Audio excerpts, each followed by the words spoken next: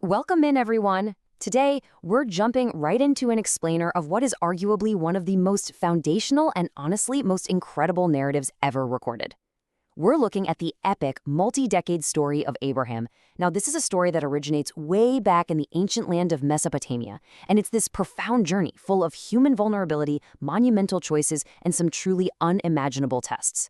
So we're going to break down the timeline, the geography, and the deeply, deeply human moments of this narrative directly from our source material. Okay, so let's dive right into this. To really understand Abraham's journey, we kind of have to understand what he left behind. Abraham lived in a highly prosperous city called Ur, and by all accounts, he had it made.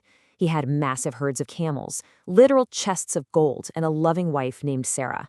He was comfortable, right? He was safe. Yet despite having all this material wealth, Abraham carried this profound sense of incompleteness in his heart. And that completely changes one night when, while he's sleeping, he hears a deep, unmistakable voice. It's the voice of God, and it is about to turn his comfortable life absolutely upside down. And that brings us to our first major turning point, the call to adventure. This brilliantly illustrates exactly what God's incredible, inciting command entailed, because God tells Abraham to leave everything, his happy life, his relatives, his native land, and just go to an entirely unknown country. And in exchange, a promise that God will make him into a great nation and make his name famous throughout the entire world. But just look at the sheer geographic scale of the journey charted here. Based entirely on complete trust, Abraham, Sarah, and his nephew Lot gather their servants, load up their camels, and they leave Ur before sunrise.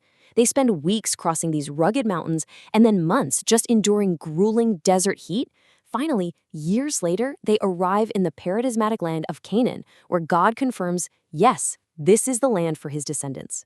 But literally just as they set up camp, we hit a massive cliffhanger: famine and fear in Egypt. So they've finally reached the promised land, but immediately the severe famine engulfs the country. Food and water become so incredibly scarce that they're forced into a desperate detour over to Egypt. And right here, we see a deeply human flaw. Because Sarah is incredibly beautiful, Abraham is terrified that the Egyptians will just kill him to take her. So step one, he lies. He claims Sarah is merely his sister.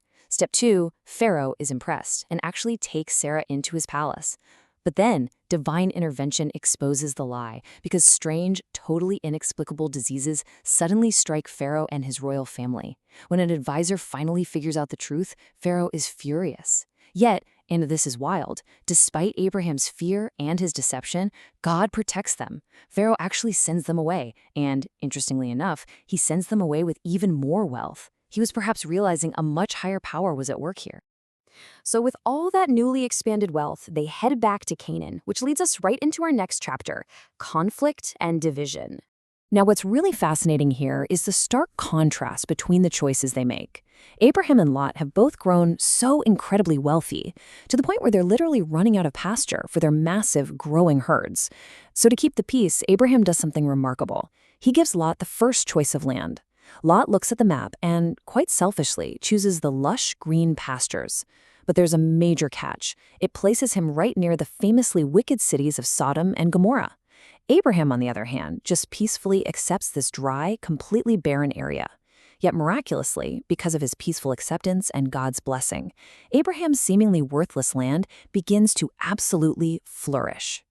But Lot's proximity to those wicked cities, that soon becomes a massive problem.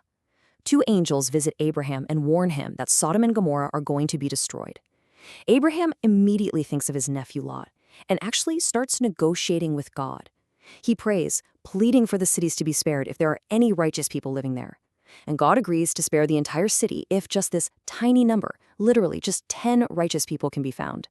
But sadly, devastatingly, not even 10 could be found in the entire city. What happens next is this sudden, totally chaotic sequence of absolute devastation. The two angels physically extract Lot and his family, commanding them to flee without looking back. But Lot's wife disobeys that direct order. She looks back at the city and is instantly turned into a pillar of salt. Meanwhile, fire and sulfur are raining down relentlessly from the sky. The wicked cities are completely wiped off the map in just an incredibly terrible, intense scene described in the text. Let's skip ahead a bit and see how this builds a few years later. The impossible promise of Isaac. So God makes this unbelievable promise to Abraham. Your descendants will be as numerous as the stars in the sky and the grains of sand on the sea. Now, I really want you to feel the dramatic dissonance here. This is a massive, sweeping guarantee. Yet, the stark reality on the ground is that Abraham and Sarah have grown extremely old and they are still completely childless. So you have to wonder, how on earth can a man with no children become the father of nations? And as you might expect, this dissonance leads to panic. In a desperate attempt to just force the promise to happen on their own timeline, Sarah asks her maid, Hagar, to give birth to a child for Abraham, which results in a son named Ishmael. It's a very flawed, very human attempt to control the narrative. But God reiterates that the true promise will come through Sarah. Now, Sarah is so old at this point that she actually laughs out loud at the idea. But despite the laughter, and despite their flawed attempts to take matters into their own hands, God keeps his word. Miraculously, to an elderly Sarah, Isaac is born. But this explainer wouldn't be complete without the final chapter, the climax, the ultimate test of faith. God gives Abraham one final, truly unthinkable command. He tells him to sacrifice his beloved son, Isaac, the very son he waited decades for, the son who represents the entire promise. I want to just sit with this question for a second. How do you sacrifice the promise? The agonizing weight of this test is almost impossible for us to even comprehend. Yet Abraham obeys. He prepares the sacrifice. He binds his son. The text tells us that the knife is literally raised in the air. Abraham demonstrates absolute unflinching obedience right up to the final millisecond. And exactly at that moment, an angel of God intervenes, stopping the knife. A ram is suddenly provided in the bushes to be sacrificed instead. The test is over. So the crucial takeaway here is this. When we look back at this entire journey, from the fearful lies over in Egypt, to the barren lands of Canaan, to the desperate attempt with Hagar, and finally to that raised knife, this entire epic serves as a masterful illustration of two things colliding.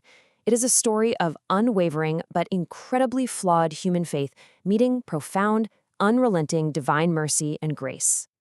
Which leaves us with this final thought for today. Abraham left his comfort, his home, and his wealth in Ur, purely on a promise, facing impossible odds and his own very real fears along the way. Looking at the epic journey we've just explored in this explainer, I want to ask you, what are you willing to leave behind to step into your own unknown? Thank you so much for joining me, and I highly encourage you to keep questioning and keep learning.